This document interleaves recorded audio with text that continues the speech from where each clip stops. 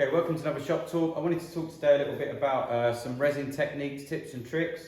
I don't know if you're familiar with the word exotherm. It's kind of a reaction if the resin gets too hot and it cures really instantly. Like in the old days, you put resin in a bucket and left it, it would cure and sort of smoke in front of you, which was quite bad.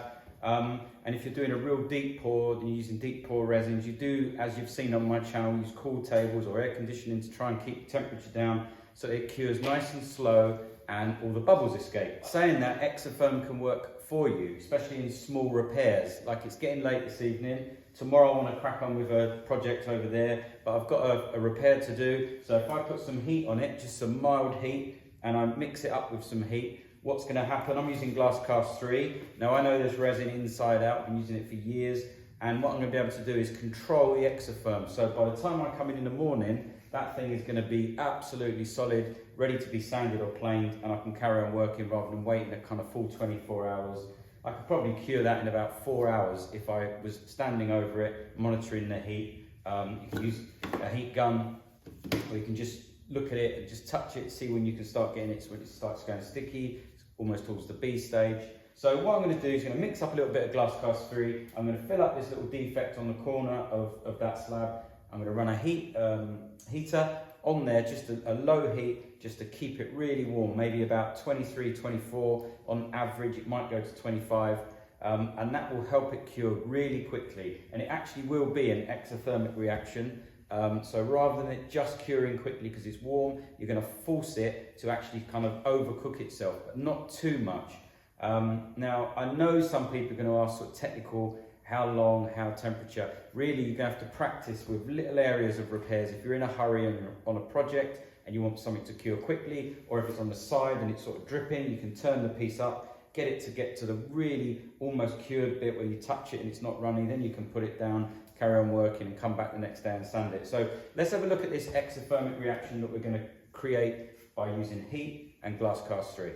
As always with glass cast 3, different to glass cast 50, what we're going to do is we're going to mix 100 to 45 basically. So I'm going to weigh it out. At least doing it with scales, you can get rid of one problem. If you undermix it, if it doesn't cure now, it's only going to be because it's undermixed, because we've measured this out absolutely spot on. Going to be 290 on there. I've already warmed the slab up as well. I've had this heater on here to get it warm.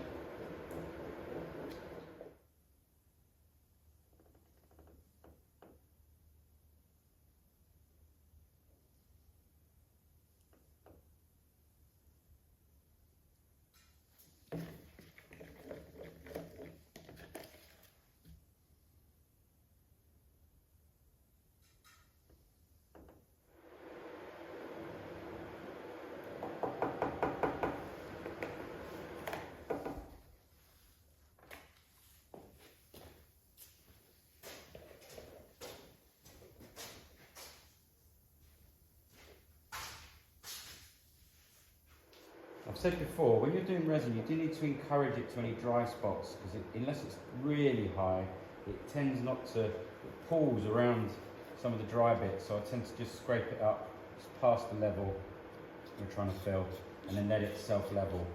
If you over exotherm it too quickly, it will actually set before it self-levels, so sometimes it's good to get it quite warm, like I am now, and then maybe turn the heat off for a little bit and come back to it. So I've also used a heat gun on this project. I'll show you some clips, and I use that to really heat the resin to get it to exotherm some of the quick cure resins, and it almost cures, I mean, within like 2 minutes if it's on edges.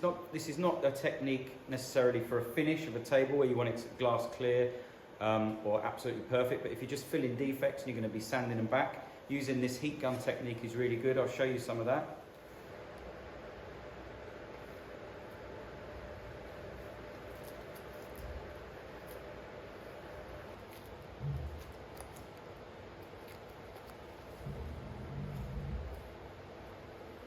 So this is a really useful technique. This is the underside of the table. The client doesn't particularly want a resin table, but we've got a bit of a cup in the wood, And because this is nice oak, it's going to have some dark resin in some of the defects on the side. When we flip this over, I said this is the underside, when we flip this over, it's going to give us that constant thick profile on the edge. So we're just using this glass cast 3 in like a little puddle here, just to get that round there. Again, I need to work on this in the morning. It's not a particularly deep pour. So what I'm going to do here is just use my heat gun.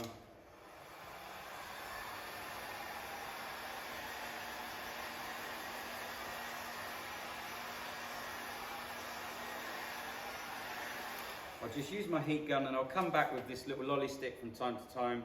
See, it's completely liquid at the moment, but if I keep watching it over the next hour, heating it, watching it, heating it, you start to see this going more gloopy, and as soon as you get it quite where you can cut a line in it, it doesn't go back very quickly, that has already started its own little reaction. And I would estimate that about 4 or 5 hours after that, this thing's going to be pretty solid, and about another 4 or 5 hours after that, so about 8 hours, you're going to be able to sand this. So very useful technique. So you can see the exotherm trick, or the heating trick, can be really useful. And if you don't actually want to encourage it to cure instantly, just applying that kind of 18 to 20 of heat will really get the resin to cure much, much quicker than it would just in a cold garage or a cold workshop. Now, I've kind of worked these techniques out myself. See, these are not endorsed by any of the resin companies. This is just something I've been doing for a while, and I realised on this project I've been doing it quite a lot because there's little defects everywhere. I wanted to keep moving on and not waiting overnight. And I realised I hadn't shown anyone on the channel, so I thought I'd just show you this trick. So it's not actually baking the resin. Some of the really fast resins you've seen, this is in my Amazon shop. Now that you can with a heat gun, and small amounts and cracks, you can actually blowtorch over that or use your heat gun over that, and that actually will cure within about 2 minutes. I must say, this is not endorsed necessarily by the resin companies or anything. This is something I've worked out. I wouldn't be applying lots of heat to a big mold when I'm doing a cast table or a big river. This is for small cracks, defects, couple of mil pours. I'm always around monitoring this. I wouldn't leave the room and leave these heat running all night. You need to be monitoring it and just keeping that resin really, really warm, around about 20, and it will speed up the cure time. If you're in a real hurry and it's a small bit, use a heat gun, stand over it. You can actually see it going off in front of you. Like I said, this one here, you can actually cure this in about a minute. But we're talking about really small amounts, not great big pours. I hope you guys found that useful. Until the next one, I'll see you later.